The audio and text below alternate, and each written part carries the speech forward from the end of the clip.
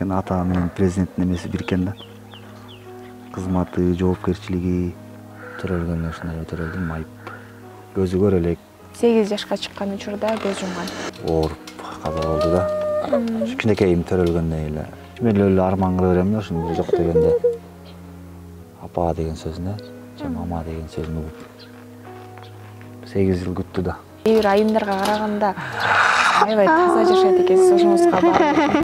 Ата деген аябай жоопкерчиликтүү жакшы эме да. Анан мунун мамасы бар экен, тигин мамасы келди, садикке деп көп айтат да. Ошолар үмүт үзбөй күтүп атабыз. Болуп калабы. Куттайсыңбы? Ушундай эле отуруп май жашап атабыз да, мындайча айтканда. Пенсиясы, пособиясы. Ошол суроого жооп бериши ооруйбайбы? Өткөндө да бирөө менен сүйлөшүп, ошо сизге турмушка чыгам деп эле жүрдү. Болбой калды, үйдөгүлөр каршы болуп койду.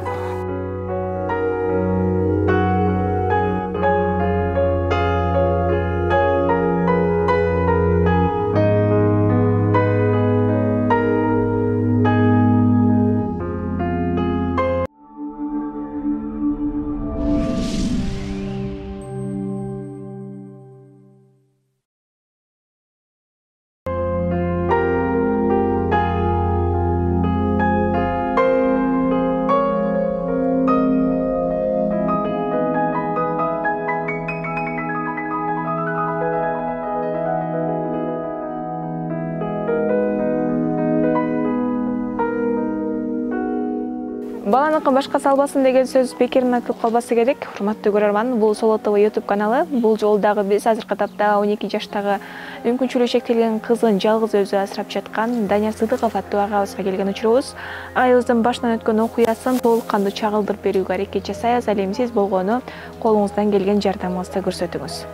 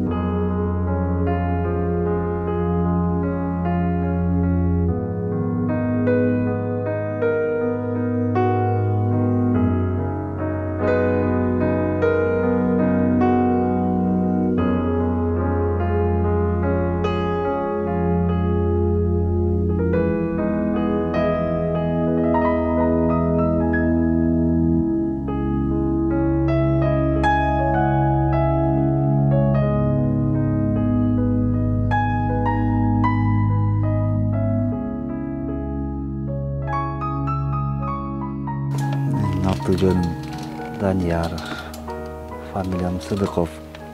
Нарындын Кочкор районунан болобуз, Чолпон айылынан. 83-жылкы болобуз. Бул экөө кызым, чоң кызым Астра 12-де төрөлгөн, ушундай өтөрөлдүм, айып. 12-ге чыкты. Кызым Аделия 3,5-4 жарымда. Ошол эле кызым менен убакыт өтөт, ушул экөө менен кечкирет, таң атат. Азыркы учурда да ушул жерде атайын алып, батирде жашайсыз. Көршүлөр дагы кызыгып турашы мүмкүн, жубайы тууралуу айтып берсе депчи. Канчанчы жыл үйлөндүңүздөр эле? Кызыңыздын төрөлөр менен мүмкүн дарылаттыңыздарбы ошол боюнча? Келинчегим менен 2009 таанышып, 2009 үйлөнгөнбүз. Бул кызым 2010 төрөлдү. Кара Балтадан болчу. Бул кызым менен төрөлгөндө эле ушундай төрөлдү да. Боюнда бар кезинде бардыгы эле жакшы беле? Боюнда бар кезде. Жашооңуздар кандай эле агай? Боюнда бар кезде деле билинген эмес. Андай унча эмелер билинген эмес да, көп эмелер. Врачтарга көрүнүп турчу, жакшы эле деген, андай төрөлгөндөн эле Ушундай төрөдү. Больницадан калып бардык. Бардык жака эле бардык. Анан врачтар постепенно акырындан ордоруна келет деп койду. Ошо менен ушундай жатабыз. Кандай төрөлсө ошондой эле да бой өсүп атат болгону. Көзү көрө элек, мойну токтой элек, угат да. Сезим менен эле. Билишиңиз боюнча жубайыңыз да ушул 8 жашка чыккан учурда көз жумган. Бул 8 жашында. Бул кызым 3 айлык. 3 айлык кезинде ошо ооруп каза болду да. Кичинекейим төрөлгөндөн эле өзүн тыштап койду. Ушул ооруп калды. 3 айдын 1 эле айын үйүндө болду, үйдө. Калган эле больницалап эле жүрдү. 10 күн жатат. 5 күн келет, 5 күндөн кайра. Ушул 3 ай алышты да оору менен. Аягын ошо. Диагнозу эмне экени? Жүрөгү чоңоюп кетиптир деп коюшту диагноз. Пересетке кылыш керек болчу экен да. Кийин эметсек. Ушу келинчек айткан жок да мунун баарынчы. Жакшы болуп кетем. Бир жатсам аны айыгып кетем деп жүрүп эле Кара Балтанын больницасынан эле. Ошоктон да үзүлдү да ошоктон. Ал убактан мынакей кичинекей кызыңыз 3 айлык кези болчу. Баягы 2 кыз менен калып калгандагы акыбат. Ой, кыз менен эми кыйынчылык болду жакшы эле. Бир памперске, бир сүткө. Бул өкмөттүн сүтү менен чоңойду да. Жана эме менен. Ошол эми Кудай колдойм деген колдойт экен, сактайм деген сактайт экен. Кудайдын жардамы менен. Кызыңыз 3 айлык кезинде калса, анан дагы ал жаңыдан эми кичинеден кыймылга келип, айлана чөйрөнү таанып баштаган учур экен. Анан өзүңүз эле бактыңызбы же болбосо жакындар жардам бердиби? Апам келип каралашып атты. Өзүмдүн апам. Ошо так көбүнчөсү эле. Бул кызым жоош болду. Көп кыйнаган жок, курсагын тойгузуп, памперсин которуп койсок жатат. Апамдын колдоосу жакшы болду. Кичинекейинен болду. Акыркы. Могу кызым кыйналды да, кичине чоң кызым. Ал учурда көбүнчө жубайыңыз карачу да. Ал келчегим өзү мугалим болчу. Эртең менен ал кетет 12ге чейин. 12де ал келет. Ал келгенден кийин мен кетем. Өзүм курулуш жагында иштечү, стройка жагында. Ошо алмак салмак смендешип. Ошентип окат кылчубуз. Көп билинч эмес. Анан келинчегим каза болгондон кийин билинди да. Анан азыркы учурда 2 кыз менен үйдө элесиз. Иштегенге деле мүмкүнчүлүк жок, анткени караш керек асыраны дагы. Бул кыз деле постоянно бирөө керек да мунун жанына. Монун эле туруш керек. Бул кызым да жакшы, бул садикке. Биякта садиги бар, ошоко жеткизип керелди кечке. Сөздүн баардыгына түшүнүп калыптыр, сизге жардамчыңыз. Так ушуну төрөп берип коюп кетти да. Ичимен эле арман кыла берем да, ушуну жок дегенде. Апа деген сөзүнө, же мама деген сөзүн угуп. 8 жыл күттү да. 8 жыл отурду да. Анан аягына ошентип өлүп калган эле. Зейин бейт да. Ушунча төрөп, ушунча күтүп жүрүп анан. 3 айда. 3 айдын эле 1 айын көрдү. 1 айын жанында болду. 10 күн эмисти шаарга төрөдү Бишкекке. Анан 10 күндөн кийин чыгаптыр. Барып эмчектен чыгарып кайра келип жаат деп. Анан 10 эле күндөн кийин энесинин эмчегин, сүтүн. Андай эле жана өкмөттүн сүтүн өттү, ошо менен чоңойду. Алда. Азыр бардык нерсени түшүнөт. Бар жокту. Эжесине дагы аралашканга жарап калыптыр кызыңыз. Кичинекей кезинен эле 2 жашынан, 3 жашынан эле эртең менен жуунтам да. Жуунтам, суусун даярдап берсем, суу куюп берет. Памперс алып келип берет. Муну менен чоң кыз менен бир отургандан кийин кайра туруш кыйын, муну коюп кайра туруп. Анан айтып койсом анан алып келет, тыпылдап барып. Балдардай болуп эле эркелеген жок. Бала болсо да билет окшойт да. Анан азыр эми сиз иштей элесиз. Оокат баш каяктан болуп атат анан? Чоң кызымдын пенсиясы, пособиясы Садыр Жапаров келди да кичине көбөйттү го, жакшы эле көбөйтүп берди. Муну баккан үчүн деген эми алам акчачы. Постоянный карайт деген. Өзүнүн индивидуальный пенсиясы. Ошо менен анан элдин жардамы менен элдер барып поддержка берет, кичине тыйын жактан, продукты жактан. Бул квартирага канча төлөйсүздөр?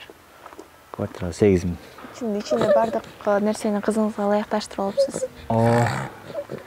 Өзүңүздүн суу киргиздик, суусу жок болчу. Ошо менен ушакта 5 жыл болуп калды уже.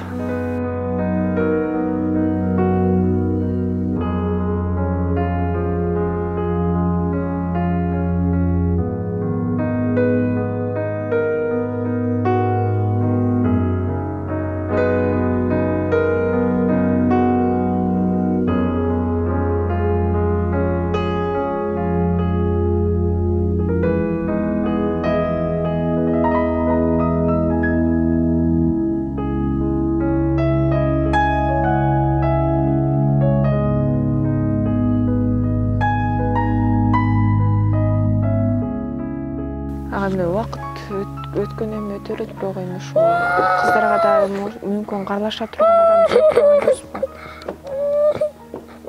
Андайлар жолуккан жок. Өзүнүн эмем болгон жок. Каалоо. Кантип карайт? Кандай карайлабы? Эле сарсана болуп эле. Ага шашкан жокпуз да. Балды кел.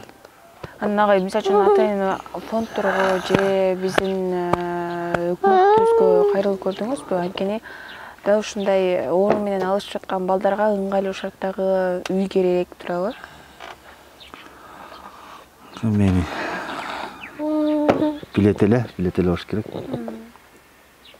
Айыл өкмөт билет 5 жылдан бери отурган. Жогору жактагылар деле билет. Канчадан бери жанагы эмелерге чыгып жүрөбүз, жардам сурап, элден жардам сурап, өкмөттөн жардам сурап. Ошолар үмүт үзбөй күтүп атабыз. Болуп калабы. Жок дегенде участок болуп калса жакшы экен да. Жакшы болмок да. 2 комната салып алып кичине элдин жардамы менен дегенде. Тота сен болуп калса, сабыр кылып.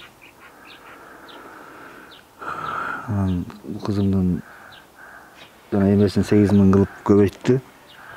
Индивидуальныйсын жана майыпты тууралды пенсиясын. 8 000 сага эле бияка кетет. Батирге.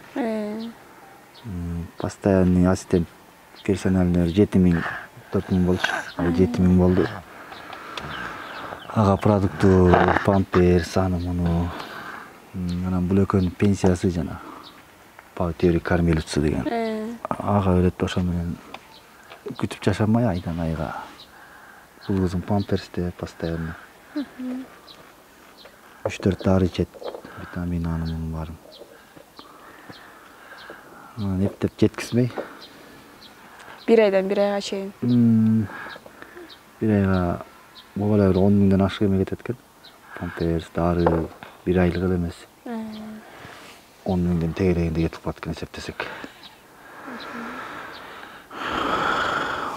Анан жана витамин тамактар эт, муну балык жакшы көрөт, балык жакшы жейт. Жер жемиштерди алма, банан, ошондой.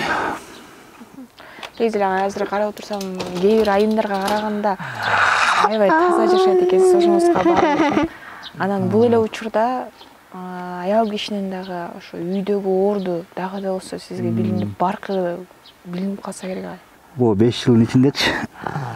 5 жыл убакыттын ичинде аял затынын деген аялдардын турмушун, жашоосун, түйшүгүн жон терим менен сездим да, билдим, иши үйрөндүм дегенде. Окат кылган жагын. Мурун деле келчегим түргөстө жардам берчүмүн, такыр карап туруп алчу эмесмин да, эркек менен эркек эшикти кылат. Ошондо деле колунан ала калып, жардам берип, тамак-самак жасашып. Көп билинчи эмес, эми келчегим каза болгондон кийин 5 жыл отурдум да, 5 жыл болуп калыптыр башта. Жакшы эле билдим да. Сездим дегенде. Ошо аялдарды эчтеке кылбайт, үйдө иштебейт деп коебуз го. Иштебейт, отурат. Мен деле мурун ошолордун катарында болчумун, ойлоп койчумун. Көрсө андай эмес экен да. Таап алып барып берип атам, курсагы ток болду деп. Эмне жетишпейт деген сөздөр болчу да. Андай эмес экен көрсө. Ансек терең жаңылышат экенбиз да. Мисалы үчүн азыр өзүңүз деле көрүп атсаңыз келек, социалдык тармактардын баарында эле зомбулук көрүп аткан бул айымдар болуп эсептелип атат да. Көбүнчөсү. Аларды көрүп атып кеде аттың деген да учур болобу? Көбүнчө ошо жана үй бүлөсүн таштап башка жака кетип калган эркектер көп эле болот атпайбы? Алар эми эч нерсе эмесин жакшы билбей атат да, жашоонун, аялынын, балдарынын баркын эмесин жакшы сезбей атат да. Ошону жакшы түшүнүп, жакшы бир билип алса эле ажырашуулар да көп болмогон эмес, зордук, зомбулук, жетим жесир жана таштап кеткен балдар көп болмогон эмес да. Кичине чыдап, сабыр, баардык эле жашоо телегей тегиз болбойт да, ойлогондойчу. Ошону айта билем да, кичине сабырдуу болсо, кичине чыдап койса, артык жакшы эле болот буюрса. Анча-мунчага чыдабай, кыйынчылыкка чыдабай кетишпай. Кызыңыз апасын сурайбы? Кичинекеңиз. Мурун көп эмесчү эмес, аз чоңойгон сайын. Каякта мурун асманда да койчумун. Асманда деп калчу, азыр болсо сурайт, ийне жүнөмөр чукуп, анан кандай эле сүрөттөрүн тааныйт. Бар эме деп. Анан мунун мамасы бар экен, анан тигинин мамасы келди, садикке деп көп айтат да. Анан садиктен да эженин жанынан чыкпайт экен. Эче эле жүрө берет экен. Мындай айкалам сагынып жүрөт негизи.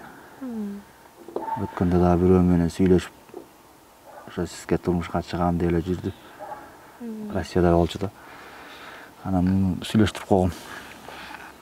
Видеобуз мененчи. Ошо жүрүп эле анан келди, кыздарымды көрдү. 1-2 саат отурду.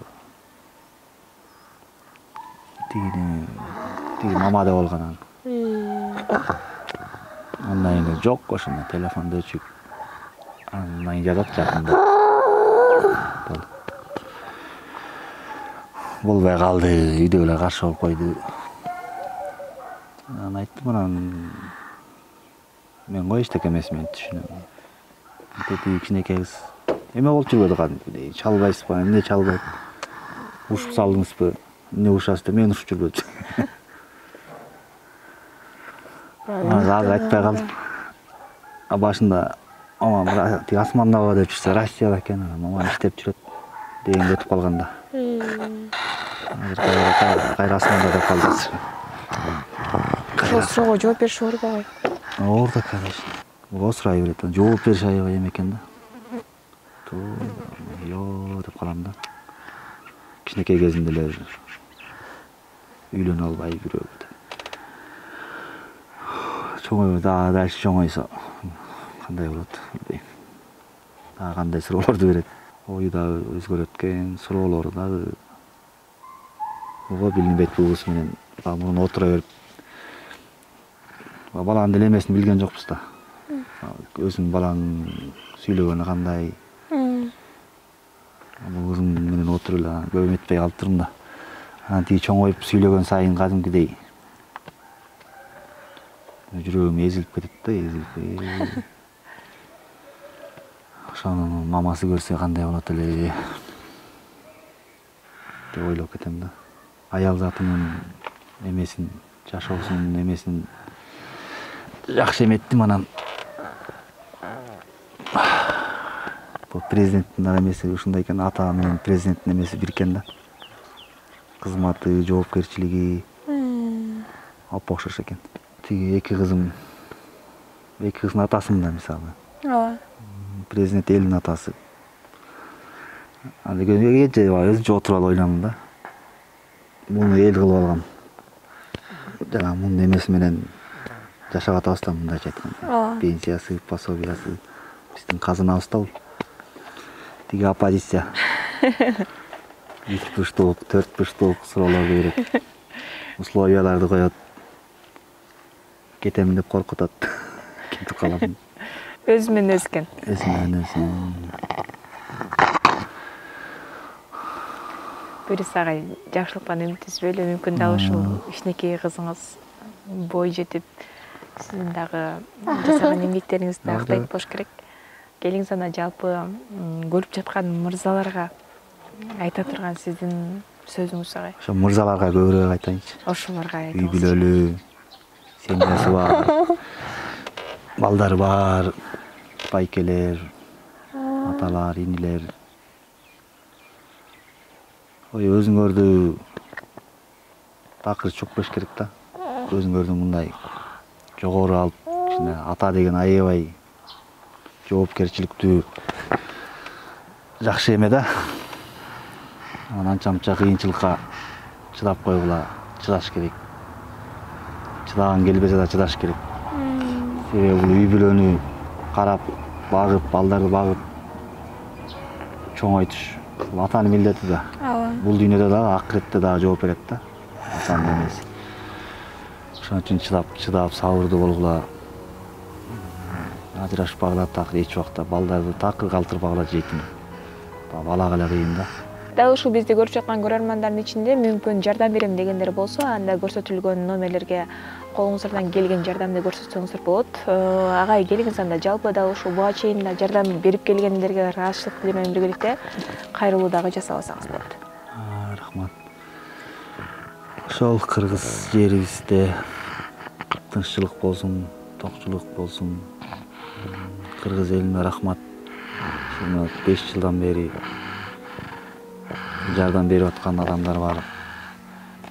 Жардам берип аткандар баарына чоң рахмат. Алла ыраазы болсун.